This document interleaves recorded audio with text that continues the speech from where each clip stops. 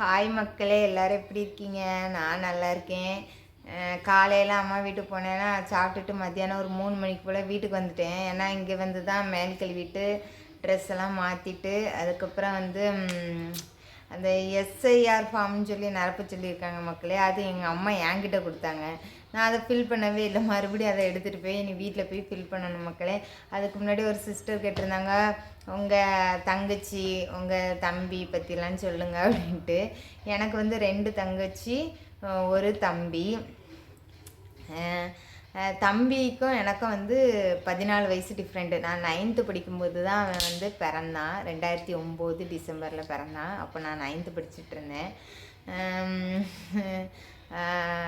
ரொம்ப வயசு டிஃப்ரெண்ட்னால வந்து அந்த அளவுக்கு என் தம்பி கூட அவ்வளோ அட்டாச்சாக இல்லை மக்களே. ஒவ்வொருத்தங்களாம் அடித்து பிடிச்செல்லாம் பேசுவாங்களா, அதனால் அந்த மாதிரிலாம் இருக்காது. ஆனால் எனக்கும் என் தங்கச்சிக்கும் வந்து நல்லாவே அடிப்பிடி சண்டைலாம் நடக்கும். எந்த அளவுக்குன்னா, நான் காலேஜ் ஃபஸ்ட் இயர் படிக்கும்போது மொபைலு ஒரு 6 மந்த் என்கிட்ட மொபைலே கிடையாது. நானும் கேட்குறேன், ஏன்னா இங்கே கோயம்புத்தூருக்குலாம் வந்து பார்க்கும்போது எல்லாருமே கையில் மொபைல் வச்சுருந்தாங்க. அதுக்கப்புறம் வந்து அதுலேருந்தே எல்லாம் கூகுளில் நோட்ஸ் எடுத்து எழுத ஆரம்பித்தாங்க. அப்போல்லாம் வந்து நான் நெட்டு வந்து ஒரு மாதத்துக்கு 1 GB வந்து 140 ரூபா இப்படி ரீசார்ஜ் பண்ணுவோம். ஒரு மாதத்துக்கே 1 GB தான். வாட்ஸ்அப் தான் யூஸ் பண்ணுவாங்களா. அப்போ வந்து நான் வீட்டில் கேட்டுக்கிட்டே இருந்தேன். எங்கள் அம்மாலாம் வாங்கித்தர மாதிரியே இல்லை. அப்புறம் 12th படித்து முடித்த உடனே காசு போட்டு விட்டாங்க பார்த்துக்கோங்க. அந்த காசு ஒரு 4000 ரூபா இருந்துச்சு. அதில் தான் நான் முதலாக சாம்சங் இந்த சின்ன காண்டு மொபைல் வாங்கி யூஸ் பண்ணேன். அதுக்கப்புறம் வந்து எங்கள் சித்தப்பா பையன் ஒரு செல்லு தந்தான், அதுவும் சாம்சங் தான். அது வாங்க நான் அவன்கிட்ட கேட்டேன், அவன் உடனே தந்துட்டான். அதாவது அவனே என் தம்பி தான். இந்த சைஸ், அது கொஞ்சம் பெரிய சைஸாக இருக்கும். அது வந்து வச்சிட்ருக்கும்போது எனக்கும் என்னோடய ஃபஸ்ட்டு தங்கச்சிக்கு சண்டை வந்து அவள் வந்து செல்லை தூக்கி செவுத்துலேயே எரிஞ்சு சுக்கான்னு நொறுக்கிட்டான் மக்களே. எனக்கு கோபத்தில் நான் அவளை கையெல்லாம் திருக்கி ரத்தம் வர்ற அளவுக்கு அந்த அளவுக்கு சண்டை போட்டிருக்கோம் மக்களே. ஆனால் இப்போ நாங்கள் 2 பேர் எல்லாருமே 2 தங்கச்சியுமே க்ளோஸ் தான். அவள் வந்து இப்போது டோட்டலாக கல்யாணத்துக்கு அப்புறம் அப்படியே மாறிட்டா மக்களே, ரொம்ப பாசமாக அப்படின்ட்டு. முன்னாடி கல்யாணத்துக்கு முன்னாடி அந்தளவுக்கு எல்லாருமே சண்டை போடுவோம். இப்போ எல்லாருமே அப்படியே டோட்டலாக மாறியாச்சு மக்களே, ரொம்ப பாசமாக. அதுக்கு முன்னாடி எனிமையாக தான் இருந்தோம். நான் சின்ன வயசில் ஃபோட்டோவை பாருங்கள். இதுதான் மக்களே இப்போ நான் இருக்கிறதுக்கும் சின்ன வயசில் இவ்வளோ அழகாக இருந்திருக்கேன். எங்கள் அம்மா நகையெல்லாம் போட்டு அழகு பார்த்துருக்காங்க. ஆனால் வந்து இப்போ அந்த நகை எதுவுமே எங்கள் அம்மாட்ட கிடையாது. எங்கள் அப்பா பேங்கில் வைக்கிறேன்னு அதுக்கு வட்டியே கட்டாமல் அப்படியே பேங்கோடு விட்டுட்டாங்க மக்களே எங்கள் அம்மா நகையை. பாவம், எங்கள் அம்மாட்ட நகையே கிடையாது இப்போ. அதுக்கப்புறம் இதுதான் எங்கள் டேடி. இதெல்லாம் வந்து எங்கள் அப்பாவோட சித்தி பசங்கள்னு நினைக்கேன். அதுக்கப்புறம் இதுவும் நான் தான் மக்களே. எம்பிட்டு அழகாக இருந்திருக்கேன். இப்போ பாருங்க, ஒன்றும் இல்லை. இதுதான் என் லாஸ்ட்டு தங்கச்சி. எப்படி இருக்கா? இதுதான் என் லாஸ்ட்டு தங்கச்சி. இதுதான் வந்து சின்ன வயசு ஃபோட்டோ இப்போ காட்டுறேன். அதுக்கப்புறம் பெருசானதுக்கப்புறம் எப்படி இருக்குன்னு சொல்கிறேன். இதில் வந்து இது வந்து என் ஃபஸ்ட்டு தங்கச்சி, இது வந்து லாஸ்ட்டு தங்கச்சி. இதுதான் மக்களே என் தம்பி சின்ன வயசில். இவன் பிறந்ததுக்கப்புறம் எங்களுக்கெல்லாம் சரியான ஸ்ட்ரிக்ட்னா அவ்வளோது. இவர் எந்திரிச்சா எங்களுக்கு தலைச்சி போக மாட்டாங்க எங்கள் அம்மா. இவர் எந்திரிச்சிட்டாருன்னா, சின்ன வயசுலேருந்து எந்திரிச்சிட்டாருன்னா நாங்கள் ஸ்கூலுக்கெல்லாம் கிளம்புவோமா, ஒன்றுமே நடக்காது. அதுக்கு முன்னாடி இந்த ராசா எந்திரிக்கிறதுக்கு முன்னாடி நாங்கள் எல்லாமே பண்ணணும். அப்படி. இதுவும் என் தம்பி தான். இதில் அக்கா தங்கச்சி 3. எங்கள் அம்மா வந்து ஊரே எங்களை இது என்ன குரங்கு பிள்ளைகள் அப்படி இப்படின்னு கேவலப்படுத்தினால எங்கள் அம்மாவுக்கு நாங்கள் இளவரசிகள் மாதிரி தான். நல்லா மேக்கப் பண்ணுவாங்க மக்களே. அப்போவே பாருங்கள், நான் கூட என் பிள்ளைகளுக்கு இப்போ ஸ்கூலுக்கு சாக்ஸ் போட்டு போகிறாங்க. அது ஒரு இந்த ஏஜ்லலாம் பாருங்கள், சாக்ஸ்லாம் அந்த டிசைனெல்லாம் வாங்கி நான் போட்டதே கிடையாது. ஆனால் எங்கள் அம்மா அப்போவே சாக்ஸு அது இதுன்னு போட்டு எப்படி பார்த்துருக்காங்க பார்த்தீங்களா பசங்களை. எல்லாருமே, அதுவும் ஒரு பொட்ட பிள்ளைக்கு இது பண்ணால் பரவாயில்ல, 3வது பொம்பளை பிள்ளைக்கும் வருங்க எவ்வளோ அழகாக சாக்ஸு போட்டு அவ்வளோ அழகாக பார்த்துருக்காங்க. எங்கள் அம்மாவை பொறுத்த வரைக்கும் நாங்கள் 3 பிள்ளைலாம்.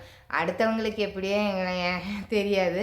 ஆனால் எங்கள் அம்மாவுக்கு பொறுத்த வரைக்கும் 3 பேருமே ஈக்குவல் தான். நல்லா அழகாக எப்போதுமே நீட்டாக இருக்கணும்னு நினைப்பாங்க. அதுக்கப்புறம் எல்லாரும் வெளியே யாராவது அப்படி இப்படி மாடலாக இருந்தாங்கன்னா அதே மாதிரி நீங்களும் இருக்கணும் அப்படி இப்படின்னு சொல்லுவாங்க. ஆனால் இப்போ நாங்கள் அதுக்கு ஆப்போசிட்டாக இருக்கோம்.